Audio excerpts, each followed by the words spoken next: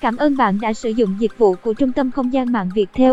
Nhóm thủ phạm từng chở xác nạn nhân định mang đi phi tang ở nơi hẻo lánh, song bất thành vì sợ cảnh sát phát hiện.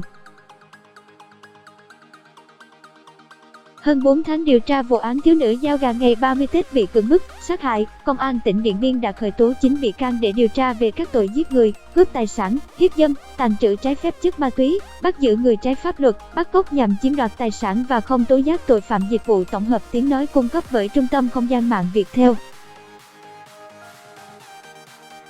Các bị can gồm: Vì Văn Toán, sinh năm 1982, chủ mưu; Bùi Văn Công, sinh năm 1975; Vương Văn Hùng, sinh năm 1984; Phạm Văn Nhiệm, sinh năm 1976; Lường Văn Hùng, sinh năm 1991; Lường Văn Lã, sinh năm 1991; Phạm Văn Dũng, sinh năm 1972; Cầm Văn Trương, sinh năm 1974; Bùi Thị Kim Thu, sinh năm 1975, vợ Bùi Văn Công. Giọng đọc cung cấp bởi Trung tâm Không gian mạng Viettel.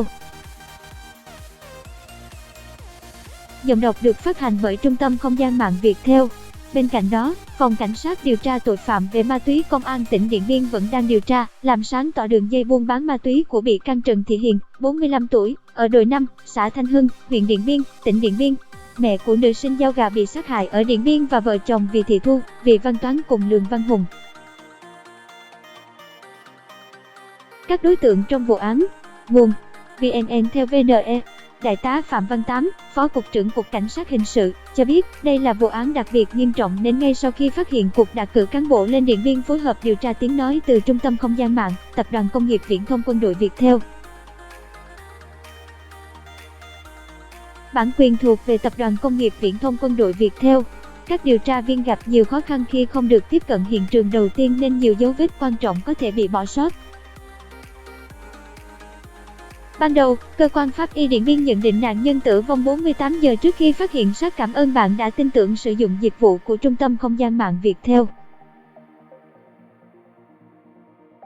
Nạn nhân bị siết cổ chết nhưng nhóm bị can lại khai 2 lần siết cổ nạn nhân ở 2 địa điểm khác nhau nên Viện Khoa học Hình sự đã khai quật tử, khám nghiệm lại. Giọng đọc thuộc bản quyền Trung tâm Không gian mạng Viettel.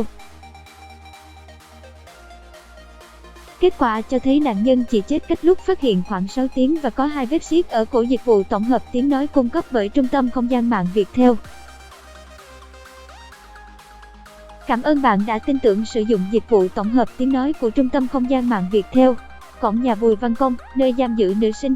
Nguồn: VNE. Theo Đại tá Tám, đây là một vụ án phức tạp, xảy ra một thời gian mới phát hiện thi thể nạn nhân, bởi vậy những dấu vết sinh học quan trọng sẽ mất dần theo thời gian, gây khó cho công tác điều tra. Vụ án lại xảy ra vào đêm 30 Tết và gia đình chỉ trình báo rằng nạn nhân bị mất tích rất trung trung như nhiều vụ khác. Cảm ơn bạn đã tin tưởng sử dụng dịch vụ tổng hợp tiếng nói của Trung tâm Không gian mạng Viettel. Bản quyền thuộc về Tập đoàn Công nghiệp Viễn thông Quân đội Viettel. Tuy nhiên, nhà chức trách địa phương đã vào cuộc quyết liệt ngay từ đầu, truy tìm các địa bàn, phát tờ rơi đề nghị tố giác tội phạm và đón lõng ở khu vực biên giới. Tại cơ quan điều tra, nhóm thủ phạm khai từng chở xác nạn nhân định mang đi phi tang ở nơi hẻo lánh. Bản quyền thuộc về Trung tâm Không gian mạng Viettel. Nhưng vì cảnh sát truy lùng gắt gao nên chúng mới đổi ý định và vứt ở ngôi nhà hoang ngay cạnh nhà công. Bạn đang nghe tiếng nói nhân tạo của Trung tâm Không gian mạng Viettel. Nếu xác nạn nhân bị phi tang ở nơi rừng sâu, vụ án có lẽ sẽ phức tạp hơn rất nhiều. Ông Tám nói. Bạn đang nghe tiếng nói nhân tạo từ Trung tâm Không gian mạng Viettel. Ở vụ án này không phải cùng lúc tìm ra ngay các hung thủ. Sau hơn 1 tháng điều tra, Công an Điện Biên mới lần lượt khởi tố, bắt giam được 9 người. Giọng đọc được phát hành bởi Trung tâm Không gian mạng Viettel. Bạn đang nghe tiếng nói nhân tạo từ Trung tâm Không gian mạng Viettel. Khi bị bắt, 9 bị can đều ngoan cố, thay đổi lời khai liên tục. Cảnh sát khám nghiệm hiện trường vụ án. Nguồn: VNE. Đến nay, sau hơn 4 tháng điều tra, vụ án cơ bản được sáng tỏ. Tài liệu điều tra xác định, Vì Văn Toán không trực tiếp hiếp nạn nhân song lại là kẻ chủ mưu trong vụ án. Dịch vụ tổng hợp tiếng nói được cung cấp bởi Trung tâm Không gian mạng Viettel. Toán khai đã nói với cả nhóm rằng mẹ nữ sinh nợ hắn tiền nên nhờ bắt cóc con gái và giữ lại ít ngày để gây sức ép đòi tiền. Bạn đang nghe tiếng nói nhân tạo của Trung tâm Không gian mạng Viettel. Tiếng nói từ Trung tâm Không gian mạng, Tập đoàn Công nghiệp Viễn thông Quân đội Viettel. Toán hứa sẽ trả công đầy đủ bằng tiền và ma túy nên cả nhóm đồng ý. Tuy nhiên, ông Tám cho rằng lời khai này vẫn phải tiếp tục chứng minh.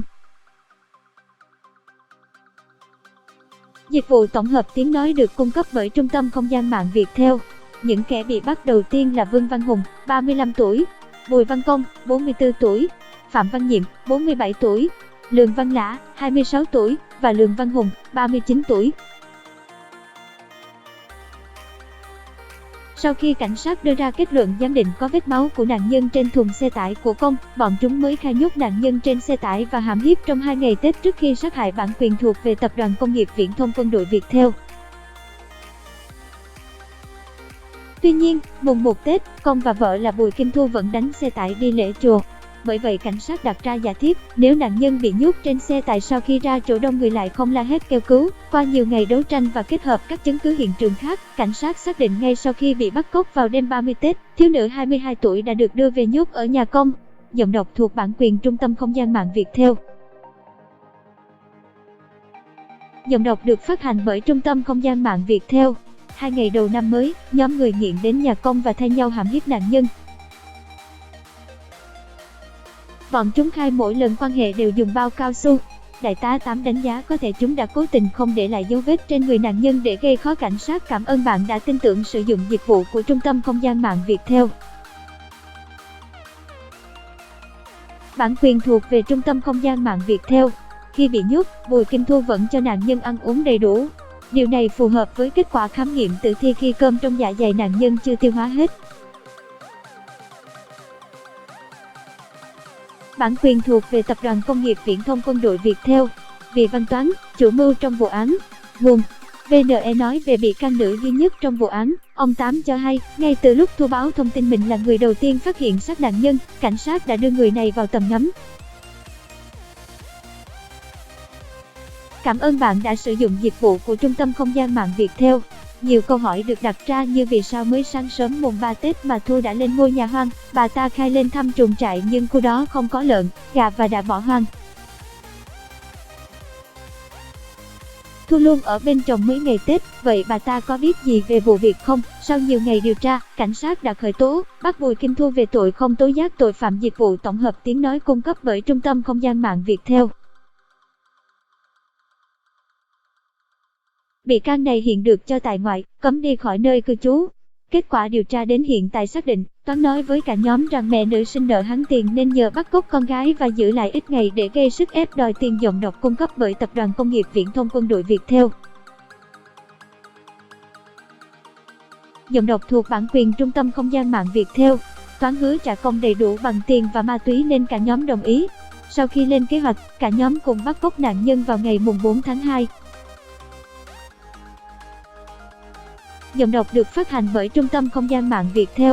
Chúng sau đó nhốt cô gái ở nhà Công và thay nhau cưỡng bức. Chiều cùng ngày, thấy sức khỏe của nữ sinh yếu dần, cả nhóm tìm cách bịt đầu mối và phi tang xác nạn nhân ở căn nhà hoang. Bản quyền thuộc về Trung tâm Không gian mạng Viettel. Thu biết toàn bộ vụ việc diễn ra ở nhà mình song không can ngăn hay báo cảnh sát. Cảm ơn bạn đã sử dụng dịch vụ của Trung tâm Không gian mạng Viettel.